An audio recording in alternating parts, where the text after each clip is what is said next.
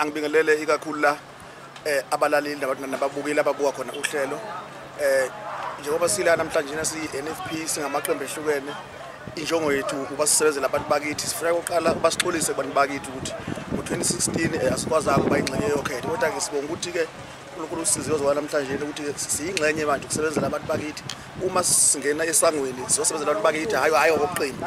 Sizofisa kube ne-unit, singabukani ukuthi uqembu B ngoba inhloso enkulu yethu abantu basikhethela ukuba impilo yabo ingafani nakuthanga, ingafani nayizolo, kodwa bafuna ukuyibona ikwelinye izinga kusasa. uNkulunkulu ngesipho asipha sona, asipho kaMagwazamsipho.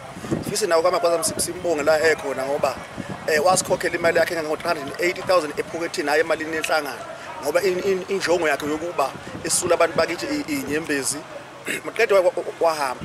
Kodwa esikubonga kakhulu ngokuba thina inhloso yethu kungena epolitikini, uyalothe politician, uyaleaders, ngoba usho nje ukuthi sihlalile singenanto for 5 years, abantu bakithi behlupheka, nathi singakwazi ukubasiza. Kodwa ngoba asoma politicians ngabaholi umehluko phakathi kwe-politician ile evikela isikhundla sayo ukuze iphile wona nomndeni wayo, kodwa umholi lo hola noma kungekho akuphethe esandleni kodwa aphume ufunela abantu bakithi ukuthi basizakala.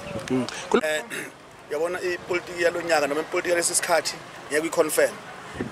Ama-hour 24 ipolitikini yamanje njengoba still ingxoxo se-on, ngeke uziconfirm ngoba thanga lokhu AFF kade izovota no-IFP, at the same time i-IFP bithi engeke ivote no-ANC, but namhlanje bakhuluma lokho ukuthi kuyahlupha-ke Shenga ngoba into mayisho uwe ubona i-right uyisho ngomunye, ngoba ngo-2011 kwasasibizwa ngeyintethe, sibizwa ngabadayisi, sibizwa ngakho konke lokhu, kodwa namhlanje yona i-IFP no-ANC sebeyingxenye yokukhanda omasipala. But-ke asikuphiki lokho i-resolution yabo, nanokuthi phela nathi is only edumbe la besine-interest khona ngoba abantu baqoke yona i-NFP ukuthi akube yona egovernisha idumbe. Otherwise zonke lezi ndaba esingenayo interest ethile ngaphandle kokuthi thina sizoba yizwi labantu, sizokhulumela abantu.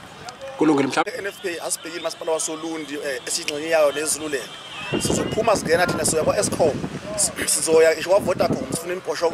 Intuthuko soyifuna all over ngoba okumqoka ukuthi abantu bakithi bawubona umehluko, abantu bakithi bangawukhombi umehluko, kodwa kube yiwona okhomba bona ukuthi sila. Ngakho nje thina njenge-NFP sibophezele ukuthi sizosebenza ngaphandle kokubheka ukuthi sikuphi, ngoba iqiniso lithi Shenge ungqongqoshe ukuhlaliswa kwabantu eKwaZulu-Natal ubaba uSibiya. Uma mina ngizombalekela ngoba ngithi uqembu umeya wala ubaba uNtshangase, mangizombalekela uma ukhona usizolithola la sizolwela, makufanele siphume sema-private sector kuma-department sizokwenza lokho, siyangishaya iy'tolo ukuze abantu bakithi basize.